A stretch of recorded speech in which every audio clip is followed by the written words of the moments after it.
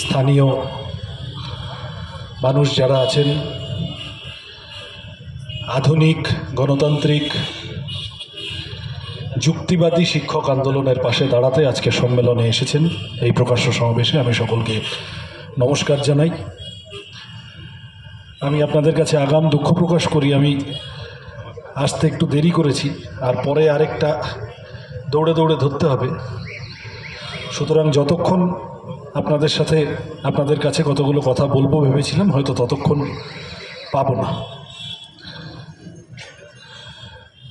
চটচট করে কতগুলো জরুরি কথা, যা এই সময়ের প্রেক্ষিতে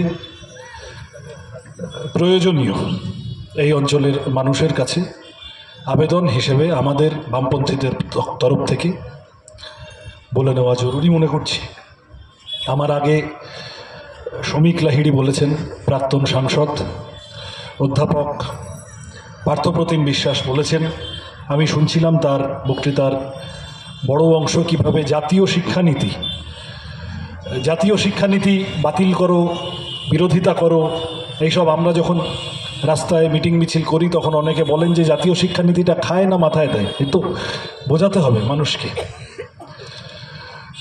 পার্থ বিশ্বাস তিনি খুব বিষয় ধরে ধরে কিভাবে জাতীয় শিক্ষানীতি আমাদের সামগ্রিক সর্বনাশ করছে শিক্ষা ব্যবস্থার বললেন। আমার পরে শুভপ্রসাদ নন্দী মজুমদার আছেন, আপনারা অবশ্যই শুনবেন তার কথা, তার গান। আমাদের শিক্ষা সর্বনাশ হয়ে গেছে। আমাদের আশপাশের বাকি 5টা জিনিস যেমন গোল্লায় গেছে বা যাওয়ার দিকে দাঁড়িয়ে আছে মুখে, লেখাপড়া ব্যাপারটাও একেবারে গন্ডগোল হয়ে যাওয়ার উপক্রম হয়েছে। আমার মনে আছে আজ থেকে বছর 2 কি 3 আগে করোনা শেষ হয়েছে, আবার আস্তে আস্তে স্বাভাবিক হচ্ছে জনজীবন। 2023 বা 23 সম্ভবত মাধ্যমিকে পরীক্ষার্থী তার আগের বছরের তুলনায় এক ধাক্কায় 4 লক্ষ কমে গেল।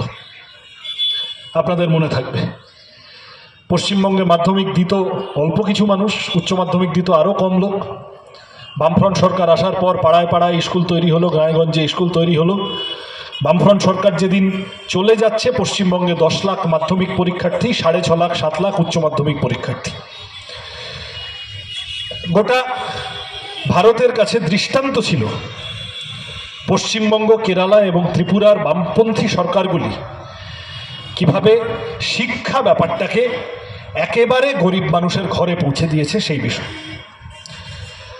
তো তারপরে তৃণমূল আমলেও লেখাপড়ার যা চেহারা, সব মিলিয়ে অন্য গুণমান ইত্যাদি নিয়ে অনেক রকম প্রশ্ন উঠত, সিলেবাস নিয়ে প্রশ্ন উঠত, শিক্ষক নিয়োগ নিয়ে তো সেই 12-13 সাল থেকে প্রশ্ন উঠছে।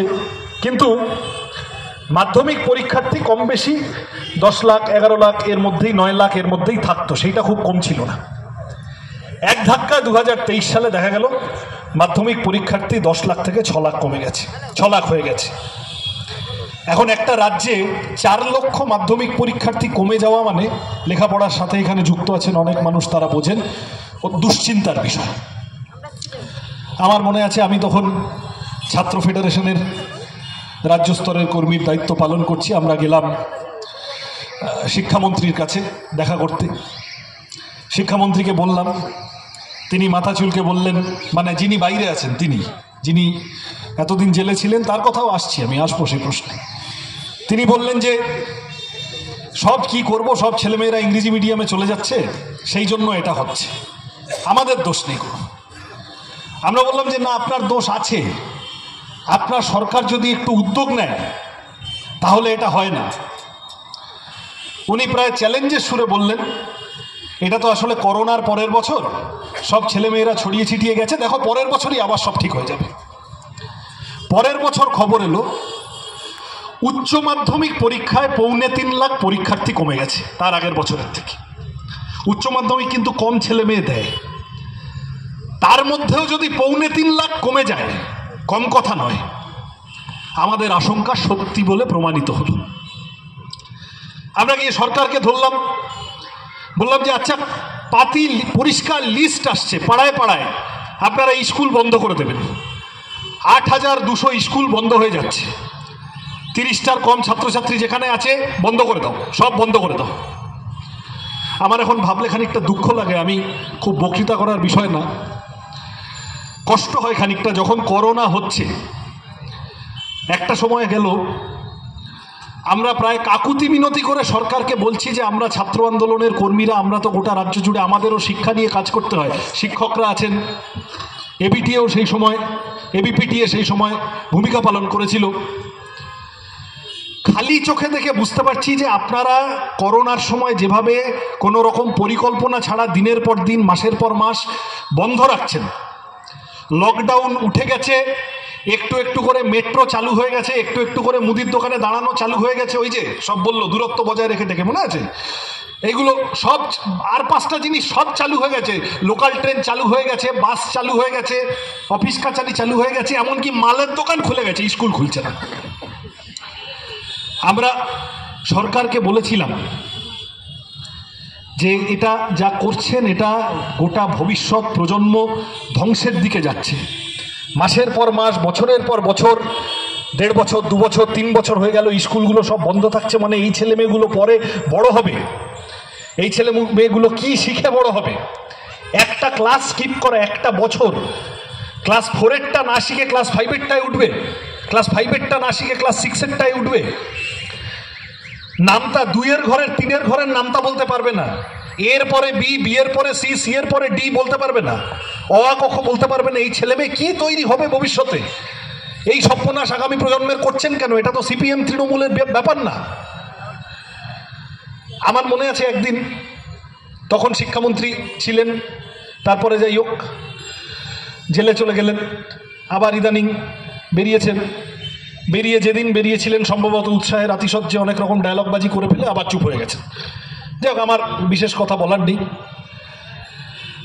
এমনকি একদিন এরকমও বললাম যে আপনাকে, আপনাদের, আমাদের নাম করতে হবে না, এসএফআই কিছু বলছে, এসএফআইকে কোনো কৃতিত্ব দিতে হবে না, আপনাকে একটা, আমি মাইকেই বলছি, আপনাকে একটা পরিকল্পনা আমরা পাঠাচ্ছি, আপনারা তৃণমূল সরকারের নাম করে অন্তত ওটা চালান, তাহলেও অন্তত পশ্চিমবঙ্গের ছেলেমেয়েগুলো বাঁচবে, স্কুলগুলো বাঁচবে।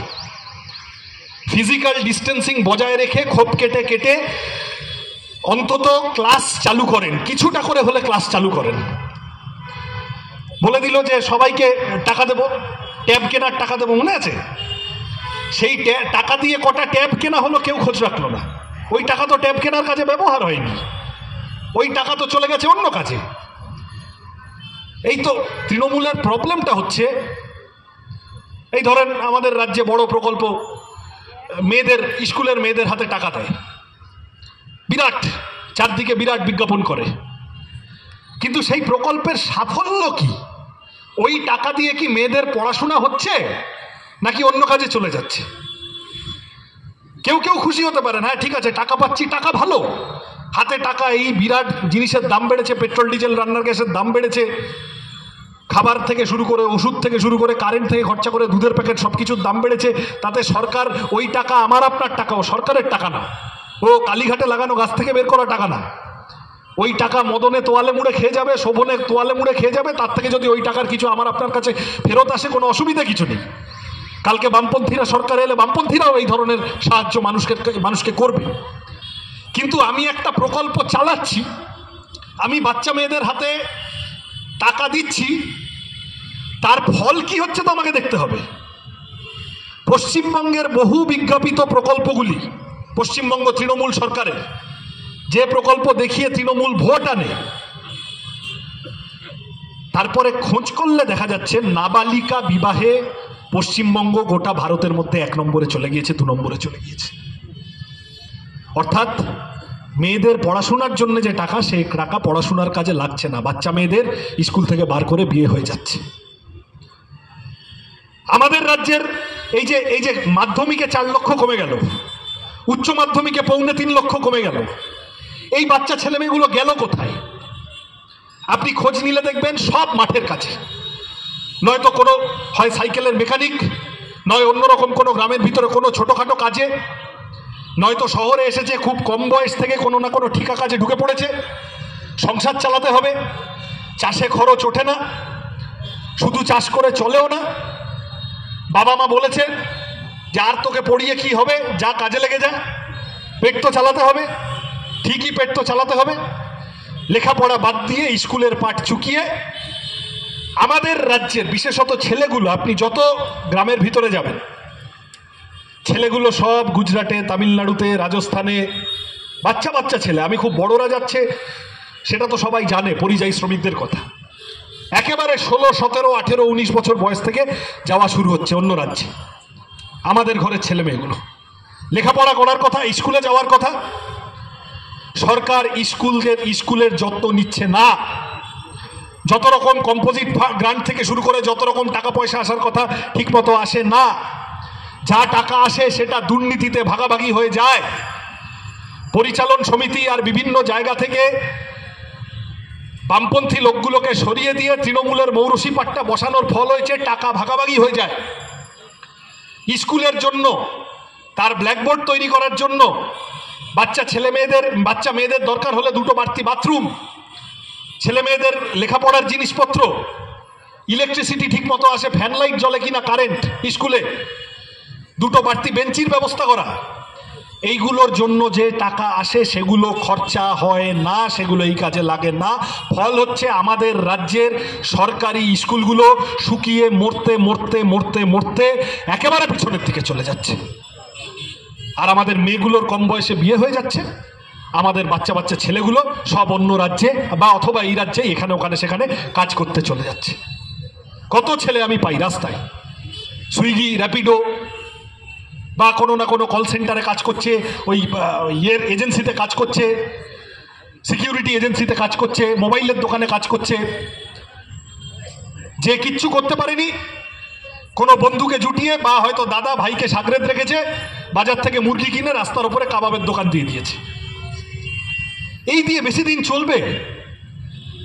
আমাদের আগামী দিন, আমাদের ভবিষ্যৎ, আমাদের এই ভবিষ্যৎ প্রজন্ম সারা জীবন এই করে চলবে? তৃণমূলের সাথে থাকলে বছরে একটা ইটবালি সিমেন্টের টাকা, কোনো একটা প্রজেক্ট হলে বা কোনো কলেজের কাছাকাছি থাকলে অ্যাডমিশনের সময় যে টাকা, এই পেয়ে কেউ কেউ ভাবছে যে এই দিয়ে অনেক দিন চালিয়ে দেবো, সারা জীবন চলবে ভাই এইভাবে? আমি আমার কম বয়সী ভাই বোন বন্ধুদের কাছে আমি আবেদন করছি, এখান থেকে ভেঙে বেরোতে হবে। তো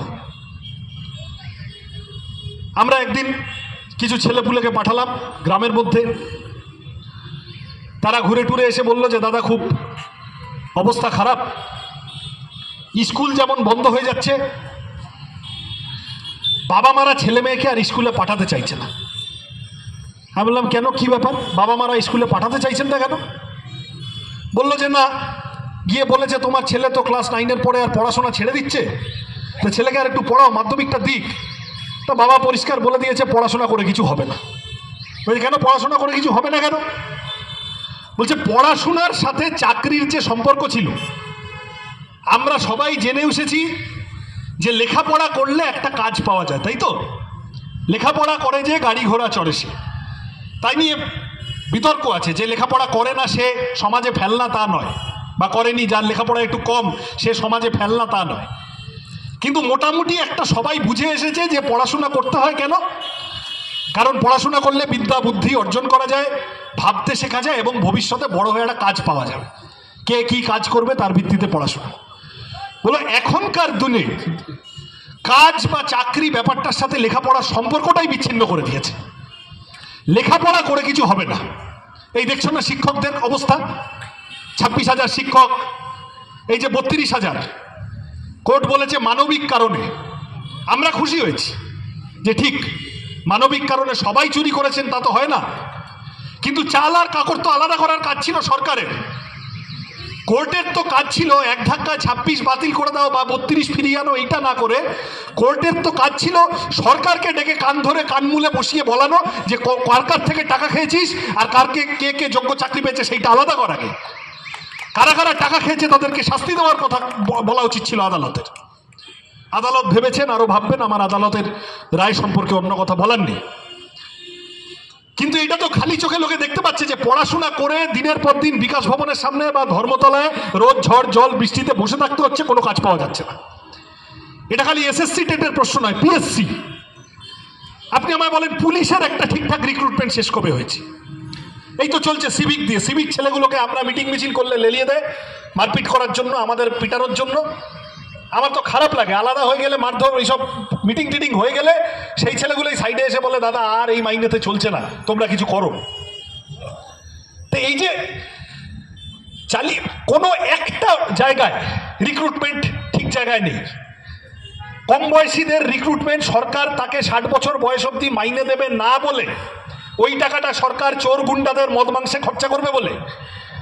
রিটায়ারমেন্টের বয়স ছিল 58, সেটা হলো 60, তারপরে হলো 62, এখন কোনো কোনো পেশায় 65। ইউনিভার্সিটির প্রফেসরদের বলেছে 68 বছর অবধি পড়াতে হবে, নতুন কাউকে রিক্রুট করব না। গোটা ব্যবস্থাটা এই দিয়ে চলছে। পুরনো লোকেদের ছাড়ছে না, আর নতুন লোক যা হচ্ছে তা কন্ট্রাকচুয়াল, হায়ার অ্যান্ড ফায়ার, 10 ঘন্টা 12 ঘন্টা 15 ঘন্টা পারলে খাটিয়ে নিচ্ছে। যার পড়ানোর কথা তাকে দিয়ে মিড ডে মিলের রান্নাও করাচ্ছে, কারণ মিড ডে মিলে যাকে চাকরি দেওয়ার কথা তাকে চাকরিটা দেবে না। আমাকে এক শিক্ষক, খুব দুঃখ করে, এক স্কুল শিক্ষক, তিনি বামপন্থী নন, আমাকে অনেক দিন আগে বলেছিলেন যে দেখো এখন স্কুলে আমরা তৃণমূল আমলে সবই দিই, আমরা বইটা ওই কি বলে খাতাটা দিই, একটা লেখা একটা জামা এসছে ওইটা দিই, স্কুলেই বলেছে সব খাবার দাবার এইসব ওইগুলো ঠিক আছে দিই, খালি যেটা দিতে স্কুলে এসেছিলাম ছাত্রদের কাছে শিক্ষা, ওইটা আর আমরা দিতে পারি না তৃণমূল আমলে। লেখাপড়া করা যে প্রয়োজনীয় এই ব্যাপারটাই আস্তে আস্তে নতুন এই যে বাচ্চা ছেলে মেয়েদের মাথা থেকে বের করে দিচ্ছে। কাজ চাকরি বলছে দুর্নীতির সাথে থাকো। দুর্নীতিতে কি? এই যে পার্থ চ্যাটার্জি দেখলেন না, বুক ফুলিয়ে জেল থেকে বেরিয়ে এসেই বলছে দুর্নীতি কোনো ইস্যু নয়। এই ভবিষ্যতের দিকে যাব আমরা। এই যে টিএমসিপি করে বাচ্চা বাচ্চা ছেলে মেয়েরা, আমার তো ছাত্র আন্দোলনে কিছুদিন হয়েছে, ফার্স্ট ইয়ার সেকেন্ড ইয়ার কলেজের অ্যাডমিশনের সময় পাস বিক্রি করে, ফ্রেশার অ্যাডমিশনের সময় টাকা নিয়ে ভর্তি করে, ফ্রেশার্সের সময় পাস বিক্রি করে, এত কম বয়স থেকে চুরি ডাকাতি করা শিখছে।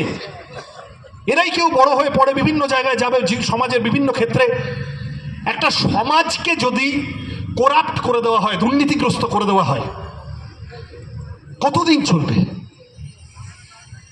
বাংলাকে, বাংলার মানুষকে, আমি শেষ করবো এই কথা বলে আর বেশিক্ষণ, বাংলার মানুষকে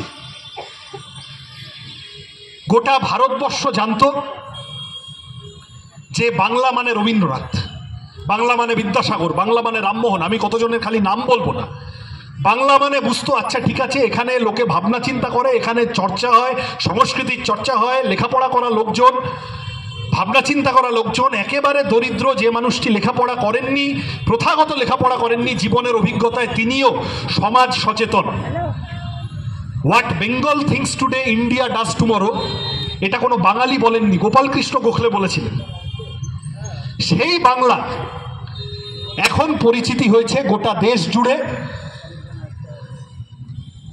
আমাকে খানিকটা কাজের সুবাদে ঘুরতে হয়, কষ্ট হয় দেখি, বিভিন্ন জায়গায় রেস্টুরেন্টে কাজ করছে বাংলার ছেলেরা, বিভিন্ন জায়গায় কনস্ট্রাকশনে কাজ করছে বাংলার ছেলেরা, বিভিন্ন ধরনের ঠিকা কাজ, অল্প 4জন 5জন মিলে খাঁচায় মুরগির মতো কষ্ট করে গাদাগাদি করে আছে। কেরালা ছাড়া প্রায় কোনো রাজ্যে পরিযায়ী শ্রমিকদের সেই সম্মান নেই। গুজরাটে, রাজস্থানে, তামিলনাড়ুতে সে যদি মুসলমান হয় তাহলে তো আরও ভোগান্তি। বাংলায় কথা বললেই বাংলাদেশি বলে আজকাল মারধর খাচ্ছে, কোনো সম্মান নেই, মর্যাদা নেই। পশ্চিমবঙ্গের থেকে রোজের টাকা একটু বেশি বলে ঘরবাড়ি সব ছেড়ে পড়ে আছে, মুখ নিচু করে পড়ে আছে। আর এখন তাদেরকে দেখিয়ে সেই সব রাজ্যের লোক বলছে এই দেখো বাঙালি কা হালাত। বাংলার মানুষ এখন উপহাসের বস্তু হয়ে গিয়েছে, বাঙালি এখন গালাগাল হয়ে গিয়েছে। বাংলা শুনলে আমার এই যে তৃণমূল বলে না, এই বিরাট তারা বাংলার ঠেকা নিয়েছে। কি ছিল বাংলা? এই আজকের দিনে 6ই ডিসেম্বর যে বাংলায় আমরা বড় হয়েছি, বাবরি মসজিদ ভাঙার পর জ্যোতি বসু বলেছিলেন পশ্চিমবঙ্গে যে ধর্মেরই লোক হোক দাঙ্গা করতে এলে মাথা ভেঙে দেব, গুলি চালিয়ে দাও। আমাদের ছোটবেলায় বুদ্ধদেব ভট্টাচার্যকে দেখেছি, দাঙ্গা করতে এলে মাথা ভেঙে দেব। আর আজকে দাঁড়িয়ে বাংলার এমন অবস্থা, মন্দির মসজিদ মন্দির মসজিদ করতে করতে আজকে এখন মসজিদ চালু হয়ে গেল, পাথর পোতা হয়ে গেল। এখন সেই পাথর পুঁততে আবার এই পোতা পাথর ভাঙার জন্য এখন উল্টো দিক থেকে শুভেন্দুরা রেডি হচ্ছে। তাহলে হিন্দু মুসলমান চালু হয়ে যাবে। যত ভোট এগিয়ে আসবে, আরও যত ভোট এগিয়ে আসবে, অবাক হবেন না যদি কোনো মসজিদে হঠাৎ একদিন ভোরবেলা দেখেন শুয়োরের মাংস পড়ে আছে। অবাক হবেন না কোনো মন্দিরে যদি হঠাৎ দেখেন একদিন কারা যেন এসে গরুর মাংস রেখে চলে গেছে। অবাক হবেন না। যত নির্বাচন এগিয়ে আসবে, হিন্দু মুসলমান দাঙ্গা বাঁধানোর চেষ্টা, ঝগড়া বাঁধানোর চেষ্টা, মারপিট বাঁধানোর চেষ্টা, এই হুমায়ুন কবিররা হচ্ছে এই খেলায় পড়ে। আর এর মাঝখান দিয়ে লেখাপড়ার কথা বাদ চলে যাচ্ছে, চাকরির কথা বাদ চলে যাচ্ছে, জিনিসের দামের কথা বাদ চলে যাচ্ছে। এই কথাগুলোকে ফিরিয়ে আনতে হবে বাংলার রাজনীতিতে। আমরা বামপন্থীরা, আপনারা যারা শিক্ষক যারা এখানে আছেন, আমার আবেদন, সিপিএম, তৃণমূল, কংগ্রেস ওইসব পরের কথা হবে। আগামী প্রজন্মকে মানুষ করার জন্য, তাদেরকে সমাজ সচেতন করার জন্য, মূল্যবোধের শিক্ষা দেওয়ার জন্য আপনারা এগিয়ে আসুন, আপনারা উদ্যোগ দিন।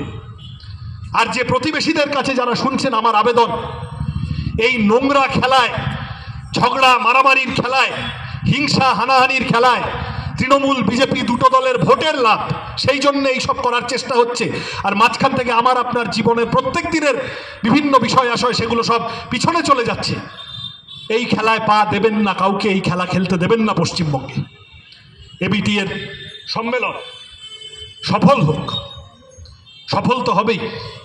এই সম্মেলন থেকে নতুনভাবে যে প্রেরণা, যে বাতাস নিয়ে শিক্ষকরা ফিরবেন, আমরা বামপন্থী আন্দোলনের ছাত্ররা, কর্মীরা, আমরা অক্সিজেন পাব।